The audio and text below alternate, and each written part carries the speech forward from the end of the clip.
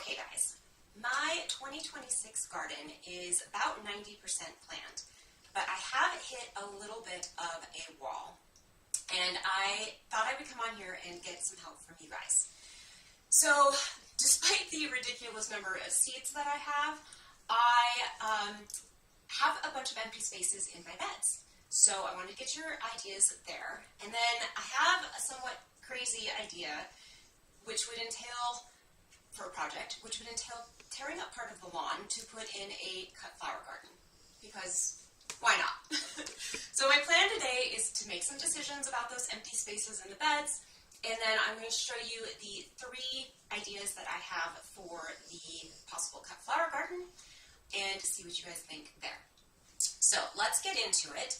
I'm going to pull up my garden planner, which is an online planner, and walk you through what I have already planned for the garden. So let's go there.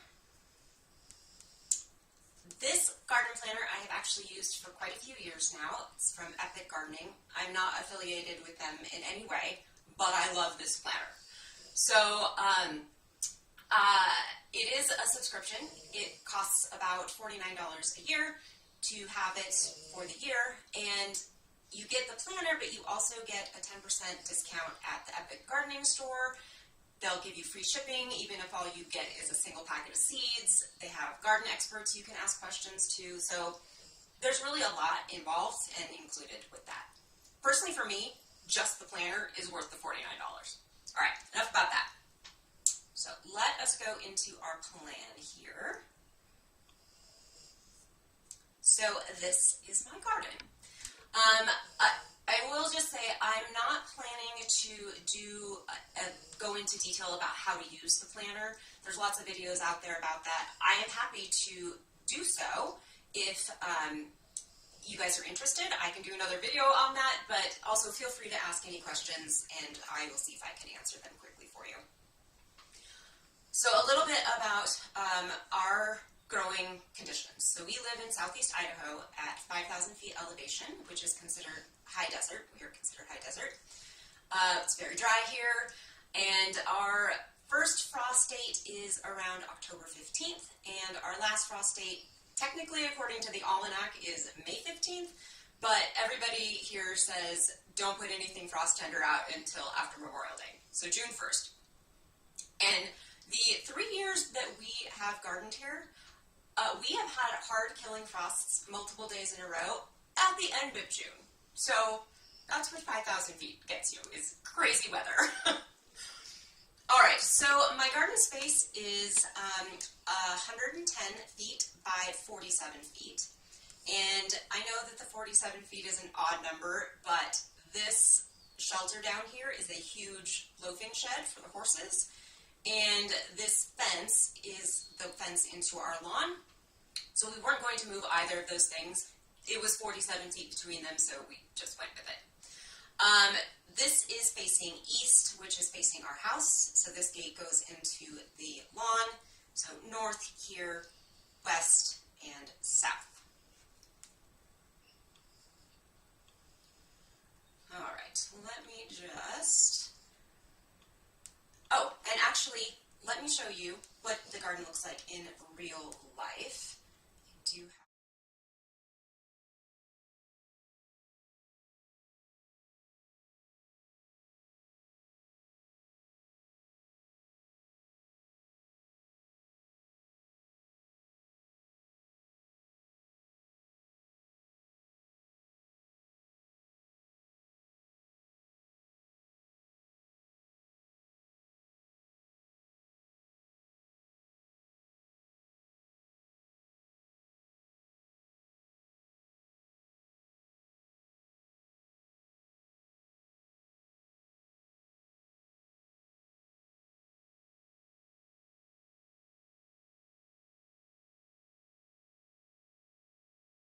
what it looks like in real life.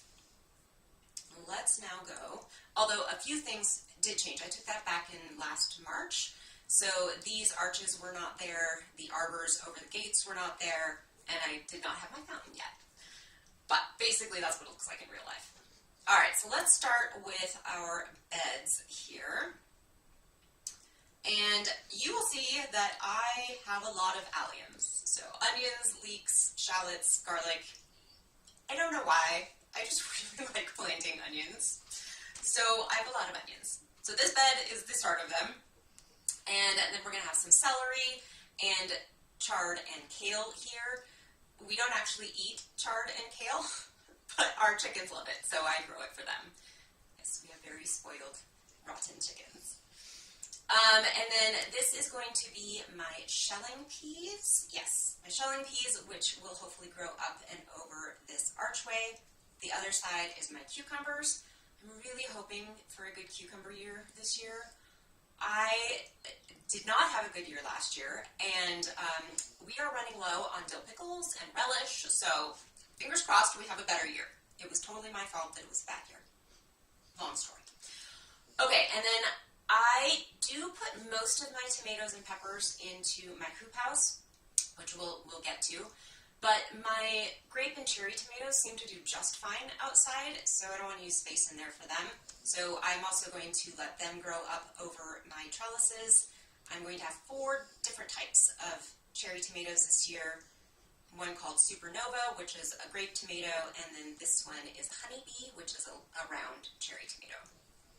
And then you will also see kind of across my garden, I have a lot of pumpkins. It's probably one of my favorite things to grow after onions. Maybe swap them back and forth. So pumpkins can take up an entire bed all by themselves, like super fast. But since I have all of this walking space around the beds, I just train the vines to go over the sides of the beds, and then they can take as much space as they want out here. I can walk around them. And so they don't end up taking up nearly as much space in the actual beds. I'm going to put some of my smaller, so this is the Baby Boo pumpkin, on these corners so that I can also train them to go up the trellises. And then I'm going to have some beets here. My chamomile, I planted it here 2 years ago, and it just keeps coming up because it self-seeds like crazy. In fact, it self-seeds all over my garden. And then here you can see this first blank space that I don't have anything planned there. So, as you start seeing these, please let me know if you have any ideas. Do keep in mind, one thing that you do not want to plant next to each other are any alliums and any legumes, so peas and beans. They just don't do well together, and in fact are harmful to each other, so you want to keep them, you don't want them to be right next to each other. Alright, this is our garlic bed. We once again planted far too much. Mom tried to tell me that I was planting too much, and I did not listen to her. But we planted this back in October, so it is sitting out there doing its winter thing. Like I said, I do have a fountain here, and then I just put in a low bed with some flowers. And as we move along, you can start seeing, again, big empty spaces here. More onions, more pumpkins. I do have several perennial things in my beds. So this is some asters. They self-seeded last year. They will have definitely self-seeded again. And if I do the flower garden, or the cut flower garden, I probably will move these. But for now, they're in this bed. And then I also have sage, thyme, some chive plants, some more thyme. Those are all perennial here, so they will also come back. The last 2 beds on this side, the east side of the garden, more empty spots. Then I do have, my bush beans are going to go here. I planted California poppies here last year, and I never saw any seed pods, but I assume that they would self-seed. If they don't, I'll get some more seed and throw it there because I did enjoy having them there. This is our other arch, so I'm going to have my pole beans here and another set of peas here. Now, these are 2 of my 6, 7 tomatillo plants that I'm planting this year. I got 3 varieties this year, and I was planning to put them all in just one row here.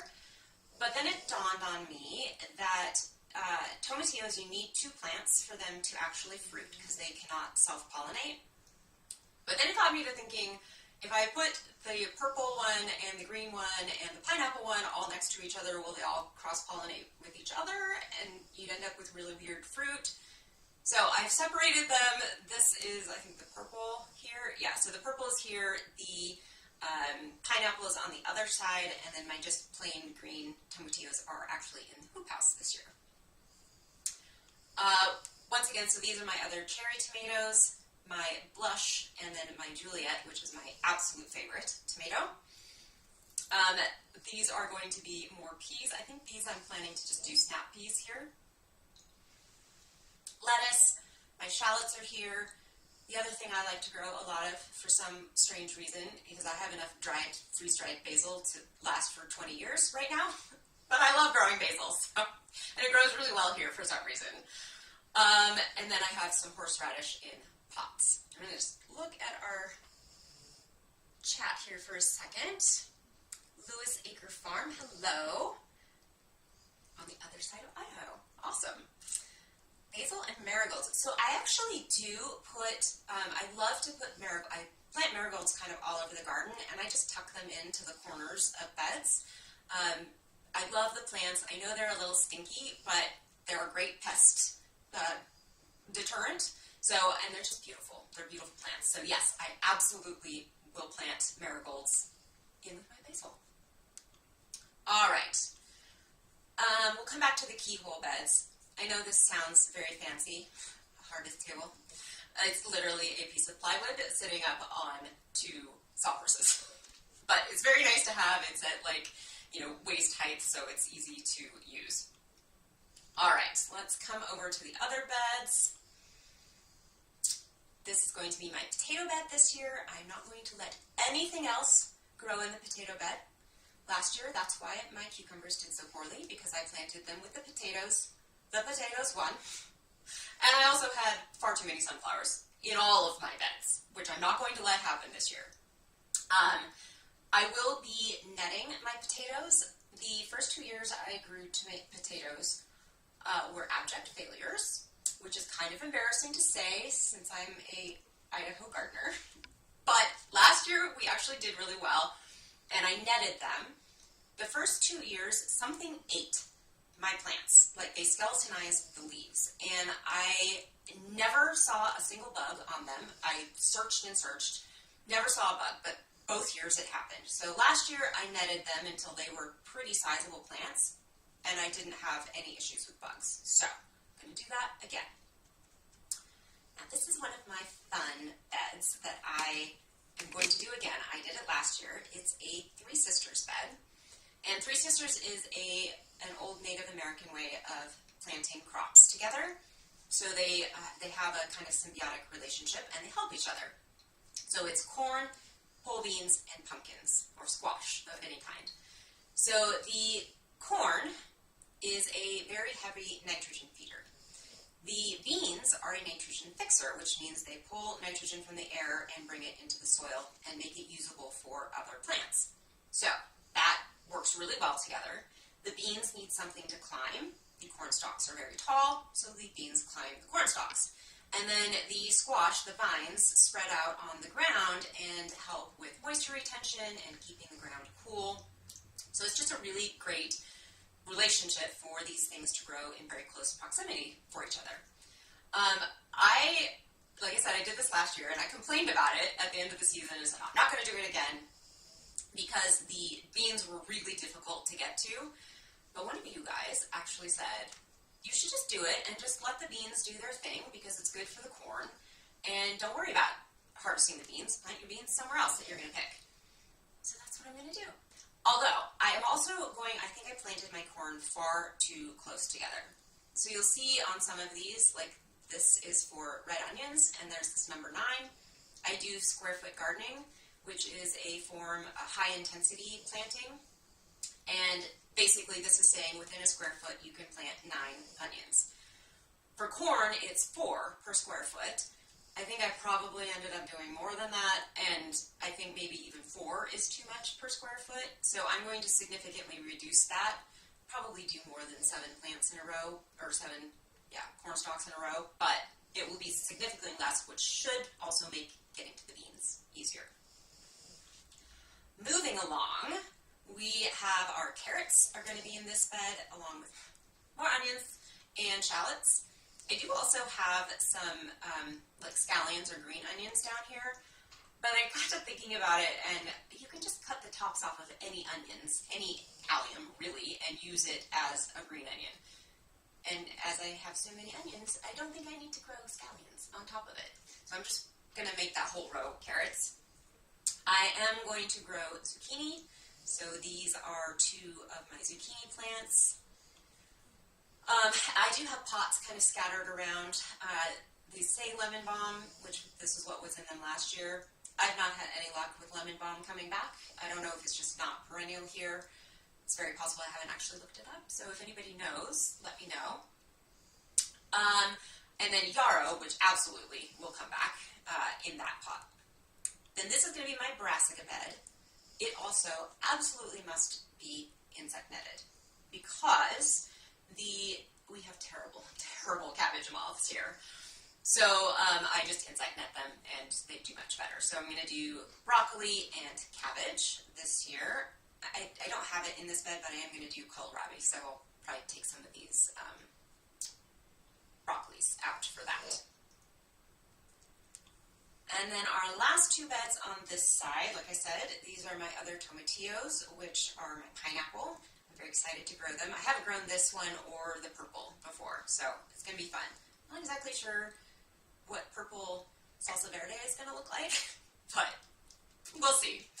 And then I had some blank space in this bed, and I ordered a second thing of corn because I didn't look at the orders when I ordered things. Anyway, I figured I'll just plant some extra corn or onions. I'm going to do a big thing of dill here for our hopefully bounty of cucumbers to make dill pickles with. And then along with basil, I also grow a ton of parsley, more onions. These are going to be my leeks here. And then my last couple of zucchini plants. All right, let us go around. Let me look at the chat here again. So Kathy is saying that it probably is a good idea to think about the cross-pollination with the tomatillos. I haven't actually looked that up, so very good to know. I'm glad that I'm planning to separate them. All right, so along both fence lines here, let me back up again. I am planning to do sunflowers. Now, last year I had sunflowers along this fence line, and so I imagine I won't even have to plant any. They will just come up on their own. I am planning to plant some on this side. I had a few over here, but not very many, so I think I'll have to put seeds there. Now, the horses will absolutely eat them. Anything that pokes through the fence, they will eat. But until they're a good size, they won't be able to reach over because I have electric wire at the top of it.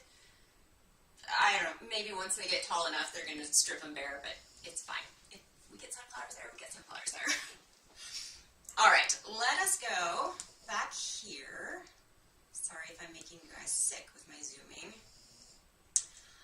So this space back here is behind the loafing shed. There's a gate right here so the horses can't get back here, but we really don't use this space for anything. This is where I planted my potatoes the first year that failed miserably. I put my garlic there the next year, and it actually did okay, but it just sat fallow last year. And I don't really have a plan for it. I love to grow pumpkins. I have a lot of varieties I want to grow this year, so I'm just going to put them all back here and let them sprawl out and do their thing. I did have 2 currant bushes last year. I know one of them did not survive. It didn't even survive the summer. The other one, I'm not feeling super optimistic about it, but we'll see. And then I also have my raspberry patch running along the rest of the fence back here. I do have 3 blueberry bushes, which are in an old water trough that was leaking. And blueberries don't do great here because we have very high alkaline soil, and blueberries actually prefer highly acidic soil. So we have the exact opposite of what blueberries like to grow in. But Costco had them. They were beautiful, big, huge bushes, and I just couldn't resist. So planting them in a planter makes it easier to keep the soil a little more acidified. They are full of swollen buds right now, so they should be beautiful this year. I'm very excited for them. Hopefully we'll get more than 3 blueberries off of them. I also planted a Nankin cherry bush back here in this corner. And then, so this tree is actually on the lawn side. It's a big, large aspen. And like I said, this is the south facing and this is east. So this area right here gets good east morning sun. And then from about 11 to early afternoon, it gets some good sun as well coming this direction. But the rest of the day and the heat of the day here, it gets completely shaded by the potting shed.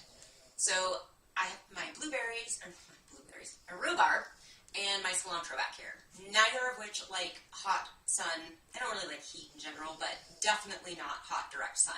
So it's worked perfectly having these in this area with this extra shade that they get. All right, we're going to come back to these guys. I'm going to go to our hoop house. Oh, I do have this L-shaped bed over here, which I just typically put flowers in.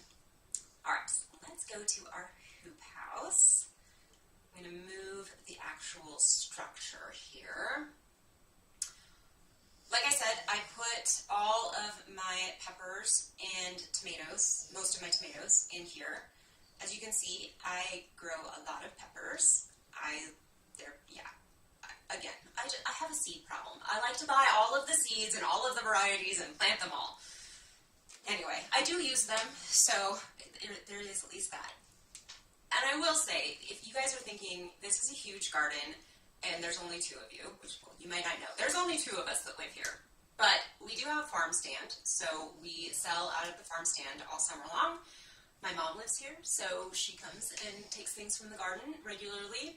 And when the kids come to visit, they shop our pantry, which is where most of this goes in the winter. It does not go to waste, for sure. Friends also get the bounties of tomatoes and peppers.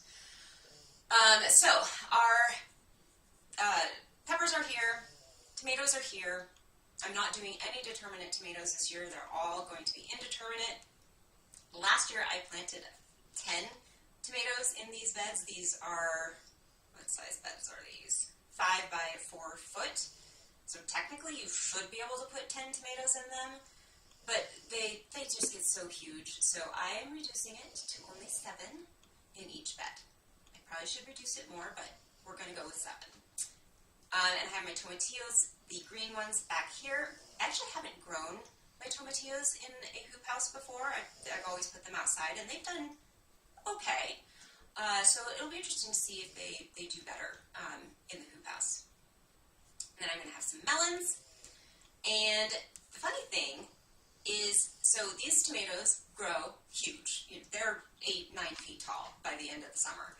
And this is the southern facing, right? So this gets pretty shaded most of the day. But I grew basil here last year, and it just did phenomenal. So I'm going to do it again. And then on this side, I am planning to do a bunch of flowers.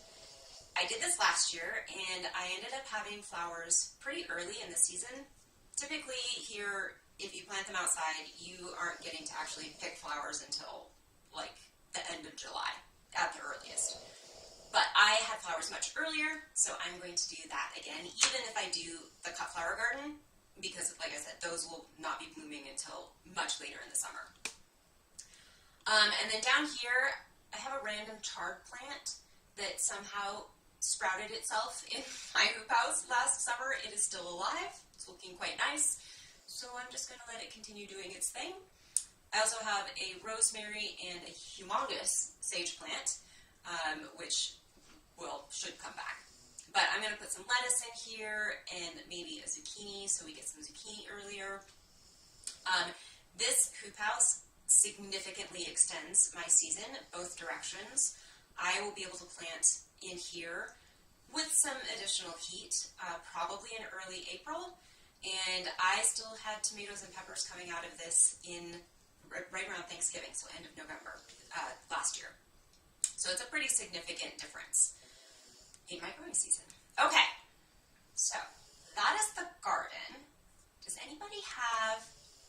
suggestions for all of these. Oh, I didn't talk about my keyholes, did I? So these are basically, like I said, they're mirrors of each other, both in what's in them. I do have, again, some perennial things, some thyme and oregano, 2 massive yarrow plants. I had borage here last year, and I think it should come back. It might just self-seed. I'm not sure if it's actually perennial or just self-seeds. If it's not, I'll plant them there again. My calendula is along these edges. They should have self-seeded significantly, but I will put them there. I am thinking that these spaces have a bunch of herbs that I am planning to plant that I don't actually have on my plan yet.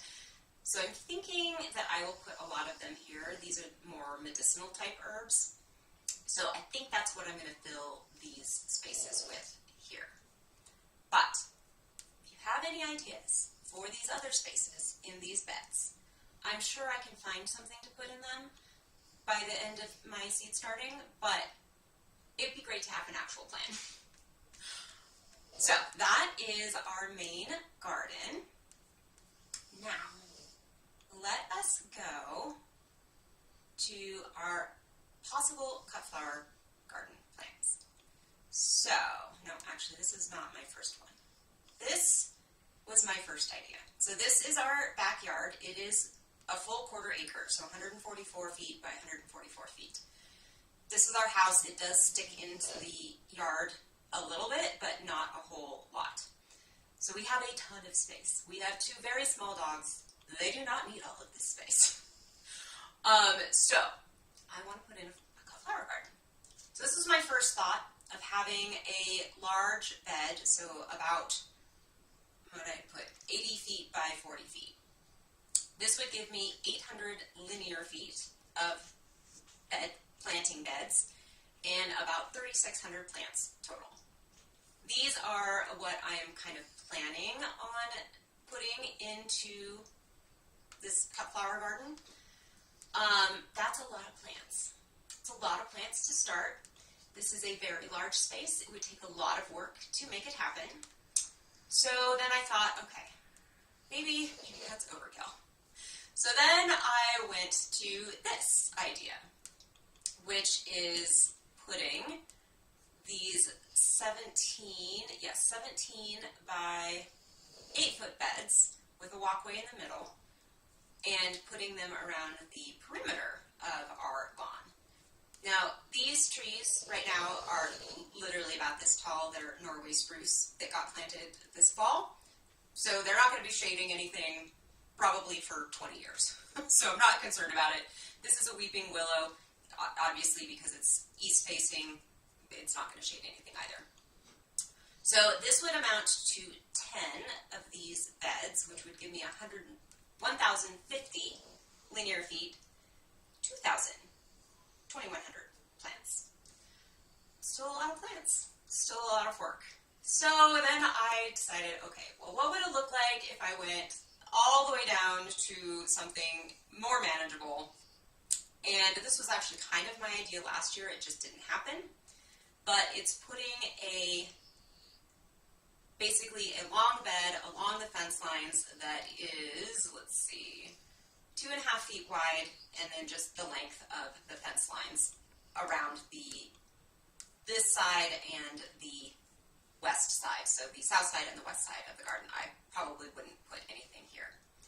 That would give me 774 linear feet and 1,300 plants total, which is still a lot of plants. Some of them I will I'll direct sow, so like the zinnias and snapdragons maybe. Anyway, I will direct sow those, but I still have to be starting a lot of plants. Anyway, those are my 3 ideas. Let me know if you think. I think I'm leaning towards this one just because it's much more manageable, and I can always expand it later if I wanted to. Also, David, my husband, when I showed him this one, did not like it at all. He thought that looked weird. So this one is probably not going to happen. I could If I just reduced them to half the width and did it this way, he was more okay with that, which would again reduce the number of plants that I have. So that is also an option, but I do think that I am leaning towards this one. So, what do you guys think? Let me know if you have any other ideas. I would love to hear those as well. And you guys, that is my garden plan. I'm very excited for the upcoming season. I have actually started seeds already. My lisianthus, my eucalyptus, some mint. What else have I started? Started a couple of other things that I can't think of off the top of my head right now. Nothing has come up yet, but the lisianthus in particular takes like 3 weeks to germinate, so it's only been a week and a half, I think. But it is fun to have my hands in the dirt and seeds started already, and I'm very much looking forward to the 2026 season. So, it doesn't look like we have any other comments, so I am going to sign off. See you guys later. Bye.